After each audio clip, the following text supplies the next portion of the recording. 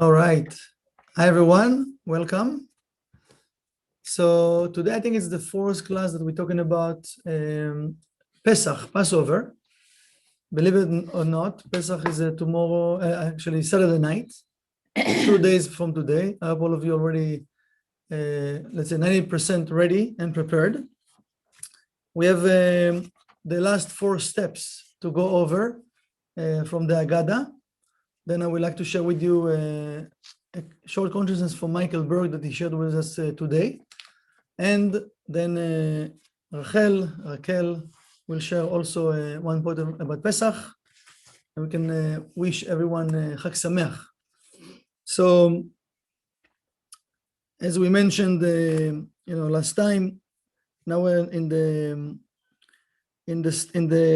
third cup of wine. Remember the letter Vav. I think we talked about the letter Hey. So now we're in the letter Vav. I don't have the PowerPoint to share with you, so I'm just going to talk about it. So the letter Vav, let me just find show you. Yeah, we talked about the matzah, talked about we mentioned the maror, right? Energy, we want to sweeten the energy of death. Then we have all the meal.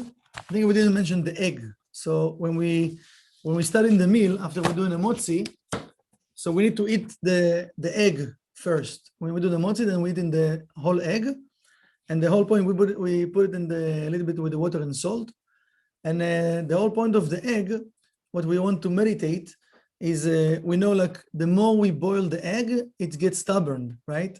And pharaoh it's called oref. Kshe oref, am kshe oref. So like the back of the neck, right? So we don't want to connect with that level of stubbornness. Stubbornness is not just with people. We can be stubborn on thoughts, on ideas, right? So we would like to remove that energy of stubbornness from our system because we want to cleave ourselves with the light. The light is energy of flow. And every time we stuck in our consciousness, the light cannot flow through my vessel. So when we're eating the egg, of course, we were going to be hungry in that time, right? But I really want to take a moment and to meditate about it. This is the antidote, okay? So then there is a tzafun. We're receiving the last part of the Gedlut Bet, and from Chokhmah of Abba, that help us to remove all the type of fears, different type of fears. And now the new Zir Anpin been born. Because this, remember, what is the next step after we finish the food? So we have the afikoman, right? We eat in the 11th step, the shulchan orech, we eat in the food, the dinner. Then we have tzafun, we eat in the afikoman, we explained last time. So now the new Zir Anpin, the Gadlut Bet from Chokhmah of Abba, we're receiving it. And remember to eat the matzah on the left side. Now the number 13. 13, this is the cup of wine, as we mentioned before, is the letter Vav. The letter Vav, we're receiving the Gadlut Bet, the third Gadlut Bet, that come from Bina, from Ima, that helping us to remove any type of false love, it's called. False love, it means we're not connecting with the truth, we're not connecting with the heart of the Creator, and it's helping us to remove that evil spirit, that evil tan energy. And also we drinking the wine, everything on the left side. And now we're going to read the Hallel, the 14th step. We're going to have the Hallel. This is all the songs that we're going to sing in the meal, like it's at the end of the meal. So it's all the songs and the 4th cup of wine. Instead of the Hallel, we're going to have the 4th cup of wine.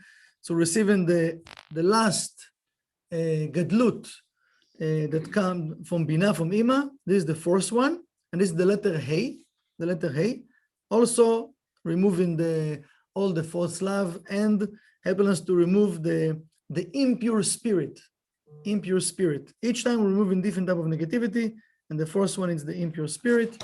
Again, if you can't drink the whole full cup of wine, you can mix it with the grape juice.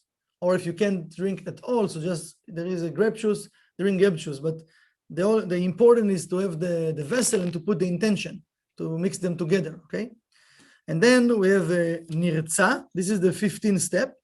That Nirtza, we have the songs of Echad Mi Yodea and Haggadah, and it's connecting us with energy of certainty and freedom, that we're going to have certainty that we can have freedom, that there is such a thing that called freedom from the opponent, from chaos, from all of those negative thoughts that control us and limits us during the year. So we sing in the last songs, even though it's going to might be late, right? And you're tired and you want to go to sleep, but the Kabbalah is saying with happiness, the last push with happiness, and have the certainty and meditate that you're removing all your fears and all the false love and the death from your life and from the world, okay? So those are the 15 steps. Now we'd like to share, beautiful 2 points. I think it's 2 or 3 points from Michael Berg. I wrote. So Michael is saying that, matzah, why we call it matzah, the way that we making the matzah, we doesn't let the flour to rise, right? So we put in the water and the flour, we mix it fast. We cut it, make it the matzah and put it in the oven, right? 18 minutes, you need to finish the matzah, that's it. So it's called the world of truth. The matzah called the world of truth.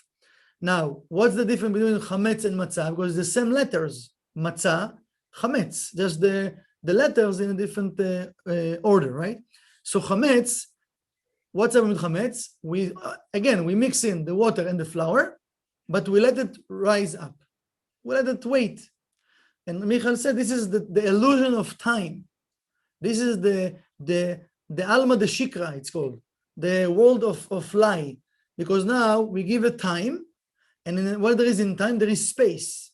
And here all the negativity start to enter, okay? This is the energy of the ego. So matzah come from the word milchama, fight, war, to make a war against what? This is the war that we all making or doing against our negativity every day. So Pesach and the matzah giving us the clear vision to see the truth and to see that everything, it's a lie. Because why? We believe in the lie. We believe in time, we believe in negativity, we believe I don't have, I believe in all the negative thoughts, I believe in my habits, I can't make it, I'm stubborn. I believe in the world of lie, okay? So we need to start to believe more and more in the world of truth, the world of the light. So how do you know if you're doing the Pesach in the right way, in the right consciousness? Michael says, he's saying, after Pesach, if you have more doubts on the matter of time, that you have doubts that there's no such thing called time, there's no such thing that called negativity, and you believe more and more in the light and in the truth, So Egypt, it's a Metzar Yam. It says that the sea, the ocean, is very, very powerful and doesn't have limitations, because the water can rise up on the shore, but there is something that stops the water to stay there. So, but the water have such a power. So Mitzrayim, it's all Egypt, it's all of the places that we stuck. So we want to look for those places and to let the light to flow through my vessel. And tonight we're going to do at home b'dikat chametz. We're going to check the chametz. So Michael says, so we need to check where in my life I have all of those lies, that I lie to the world of truth and I believe in the world of lies actually. And we believe in the illusions. So we need to check all of those places that we lie and to remove the pain that involved with those lies. And tomorrow morning, we're going to burn all of these chametz. I think it's very powerful, very powerful. It's something like I didn't hear from Michael, so it's very powerful. But Michael shared with us today this consciousness. And now Rachel will share with us another point. Hi, everyone. Almost Chag Sameach.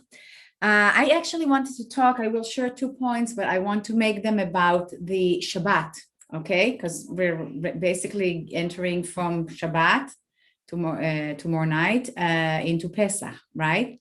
And the Shabbat before Pesach is called Shabbat Hagadol. And we know, those of you who speak Hebrew, that grammatically it should be Shabbat Hagdolah, because Shabbat is considered feminine, right? So what is it all about? Shabbat Hagadol, it's basically, there are two, we have actually 4 new years in the year. Okay, we all refer to Rosh Hashanah in Tishrei, but Pesach is also the new year. And this Shabbat, when you count it from Nisan to the end of Adar, which is from mid-Nisan to almost mid-Nisan of the following year, this Shabbat is going to be the last Shabbat of the year. And as such, Michael Berg explained to us that it has the power to collect all the lights from all the Shabbats of the year. So this Shabbat in itself has lots of light, but it just brings so much more light to fill our vessel. And that's big in itself, but it goes deeper than that. When, in Kabbalah, we always talk about critical mass. We don't know exactly how many, but enough people to come and study and disseminate Kabbalah to bring Mashiach with mercy, right? In your own process, you're going through something and we just tell you push, push, push, ask for lessons until you reach a critical mass, and then the light will do the rest, right? And you've been there, when it happens, right? But this Shabbat gives us something else. This Shabbat says we can tell the Creator, hey, maybe I didn't reach my critical mass. I've been trying and maybe I haven't tried enough or not exactly in tune with you. But you know what? With the merit of this Shabbat that encompasses all the Shabbats of the year, I can get a critical mass for my process. And this for me is huge. And Pesach is very important, but I didn't want us to miss this important point before we head into Pesach. Okay, so let's focus on this Shabbat. Another point, this Shabbat, not this year, the Shabbat this year happens on Yud Daled, the 14th of Nisan. But historically, when the literal story took place, when the Israelites fled Egypt, it happened, the Shabbat was on Yud of Nisan, 10th of Nisan. And this is a very, very powerful day. For us, it was a few days ago. And maybe some of you kind of celebrated. We had the death anniversary of Miriam the prophetess, and the death anniversary of the teacher of Rav Ashlag. And most of you probably know this story, but I want to repeat it and leave us with a few thoughts again before Shabbat Hagadol, before Pesach, because I think it can help us prepare and build our vessel differently. But I'll go from the end. For those of you who don't know, Rav Ashlag studied for about 3 months with whom he refers to his teacher, and he did not tell us who the teacher is. And the Rav once said, hey, if we meditated, we could probably find out, but we all respect the Rav Ashlag's wish not to share the identity of his teacher. And the story goes something like that the Rav Ashlag meets this gentleman. He's a very successful business person. But once he starts talking, it's obvious that he is a huge Kabbalist and he knows great secrets and possesses great wisdom. So, of course, the Rav Ashlag wants to bring Mashiach. All he wants to do is study with this guy. And as he's about to start, he also notices another side. He notices that this guy is very arrogant, and not arrogant, but with a lot of self-aggrandizement. He really is full of himself, okay? And the Rav Ashlag is like, wait a second, on one hand, he's a huge Kabbalist, on the other hand, he has such a big ego. What's happening? But nonetheless, he's drawn to the wisdom. And I'll stop here because that's one thing that we can take from here already, is that when we meet our teacher, or when we meet somebody who's significant in our life, it can be how I'm going to make my money, how I'm going to find my soulmate, who is my teacher. It's not always a pretty picture that makes sense. Typically, that could work, but not if you want the real thing. The real thing has to look weird. Something has to look off when it's really real. So don't expect it always to be wrapped in a bow and like pretty with a nice card. We need to be connected to our soul to see when something is real. And thankfully for us, because we are learning the wisdom, and Rav Ashlag is the one who opened the doors for us, but also for us as students and for the world. Thank God Rav Ashlag was able to go past it and study from his teacher. And the story continues that he studied with him for 3 months. And for 3 months, he begged his teacher to share secrets with him, right? And all the teacher did was give him on the head. I mean, you're not there, your ego is so big, you need to change this, you need to change that. And imagine every night after midnight, Rav Ashlag going there with the expectation to get this beautiful story, and boom, nothing gets on his head for his ego. Again, one other point, he kept going. It wasn't pleasant. He didn't receive what he wanted, but he was connected to his soul, to his mission to spread and learn more Kabbalah. He knew that was the place, so he stuck with it. And we continue. And then Rav Ashlag started putting the pressure on, teach me, teach me, teach me, teach me. And as he does that, finally, the teacher starts giving him parts, little bits of secrets, but never finishes them. So now Rav Ashlag is really frustrated, okay? But the desire is building. And then finally, one night, he nags him so much. So the Rav Ashlag gets a story out of him. And it has something to do with the mikveh, what you do, and there's not enough water, and it's a huge secret that impacts us all, whether we know it or not. And the Rav Ashlag's ego gets so big. And he doesn't even notice it, that his ego got big. It's a blind spot. And his teacher starts kind of withdrawing from him. Okay, and then I'm going to stop again with another lesson that Michael shared with us, that sometimes when we accelerate, we push the process, we might not be ready. Okay, we may not, even if Rav Ashlag was not purified enough, who are we to talk, right? We have blind spots, we want to purify. So we really want to take this these few days till Pesach and this Shabbat to purify ourselves so we can handle the energy. Because it got to the point, and I'm going back to the story, that Rav Ashlag's teacher withdrew from Rav Ashlag and didn't even let him in. He wasn't there when Rav Ashlag went to him. And then it hit. Rav Ashlag understood where he was wrong. He completely purified himself, and he went back, and he spent the next 3 days with the teacher. And then he saw that his teacher was fading physically and most likely was about to leave the physical realm. So he stayed with him. He didn't leave him for a second. He was humble. And then at that time, the teacher shared another huge secret with him. And then the teacher parted. But even then, Rav Ashlag had a choice. Like the Rav had a choice when Rav Brandbein parted. What do? Everything I worked for, I studied for, is gone. Or, no, it's on me to continue the mission with everything I know and all the responsibility that comes with it. And when he did that, he earned back the merit to remember everything that his teacher told him and imparted upon him. Okay, so there's a lot of preparation. The reason I chose this story is because, again, this Shabbat is not going to be that date, the anniversary date, but historically it is. So we still have a lot of power to connect to it. And all these little lessons, they're big because it's really all about purifying our ego. If you're like me, the past few days were I'm not talking about the physical cleaning only, were mentally and emotionally exhausting. I saw so many parts in me that I was not as clear as I wanted to do. I was actually very confused. I mean, and it was like, I still am in some areas, but I know that that's exactly what I need to get out of my system in order to allow the light in Shabbat HaGadol, and then of course in Pesach to penetrate. So I want to wish you all Shabbat Shalom and Chag Sameach and miracles and wonders, Bezrat Hashem. Let's all open the mics and wish everyone Shabbat Shalom and Chag Sameach. Oh, we grew. We have more people. Yeah. I couldn't see you. Shabbat Shalom.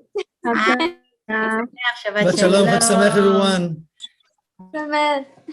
Happy and clean Pesach. Shabbat shalom.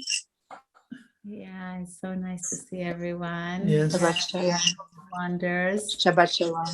Shabbat shalom, guys. Guys, miracles and shalom. wonders. Thank you very much. Thank you Now, so good much. luck for all of us. Shabbat shalom. Thank you. Bye. Love you. Be good. Bye. Take care. Bye-bye. Bye-bye.